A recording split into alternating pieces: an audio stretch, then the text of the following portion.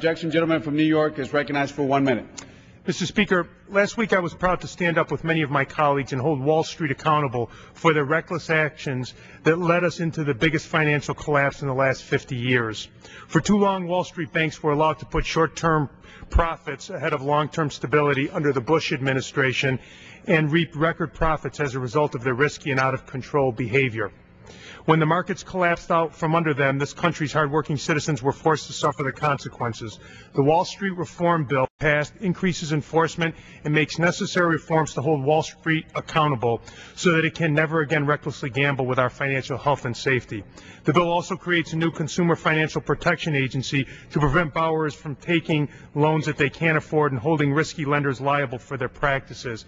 The CFPA will also protect families and small businesses from irresponsible lending practices by ensuring that banks' loans and mortgages and credit cards are fair and easy to understand.